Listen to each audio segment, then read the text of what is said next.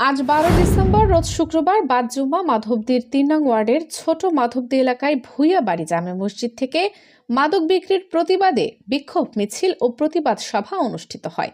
এতে অন্যান্যের মধ্যে উপস্থিত ছিলেন মানব কল্যাণ সমিতির সভাপতি মোহাম্মদ মোস্তফা, বাংলাদেশ জামায়াতে ইসলামীর ৩ নং ওয়ার্ডের আমির ডাক্তার আলতাফ হোসেন ভূঁইয়া, বাড়ি জামে মসজিদের সম্মানিত ইমাম ও খতিব হযরত মাওলানা আমিনুল ইসলাম প্রমুখ।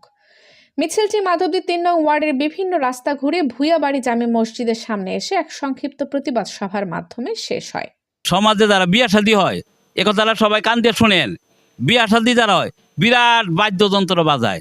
আসলে এমন বাজাইলে অবস্থাটা হয় কি জানেনি, একবারই তো ঘুমাইতে পারে, 10 বাড়ি পর্যন্ত ঘুমাইতে পারে না। এটা কিন্তু আমরা আগেও মসজিদ থেকে কয়েকবার এলান দিছি যে কাজটা বন্ধ করার জন্য। কিন্তু আপনারা যারা আছেন সমাজে বাদ্যযন্ত্র বাজানো তেমন দরকার নেই। বাদ্যযন্ত্র যেটা বাজাইবেন এটা আল্লাহর হস্তে এই বিয়ার সওয়াবের উদ্দেশ্যে মসজিদ মাদ্রাসা দান করবেন, এই আশাবাদ রাখলাম। জি।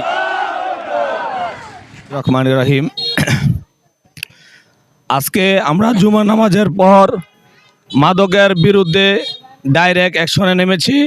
আমাদের সাথে আমাদের যুব সমাজকে নেতৃত্ব দিয়েছে আমাদের ডাক্তার আলতাফ হোসেন ভাই এবং আমাদের মসজিদের খতিব সম্মানিত ইমাম সাহেব আমিনুল ইসলাম ভাই।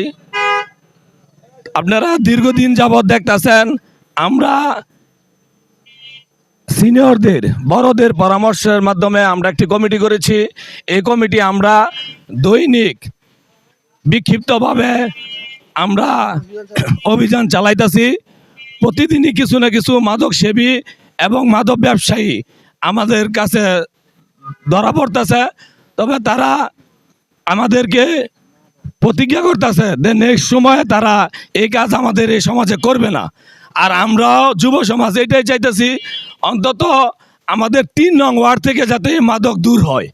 তো এরই ধারাবাহিকতায় আমাদের সাবেক কমিশনার সলমান ভূঁইয়া এবং আলতাফ ডাক্তার হোসেন এবং আমাদের গণ্যমান্য ব্যক্তিরা দীর্ঘ 1 মাস আগে আমাদের একটি মাদক নির্মূল কমিটি গঠন করে দিয়েছিল।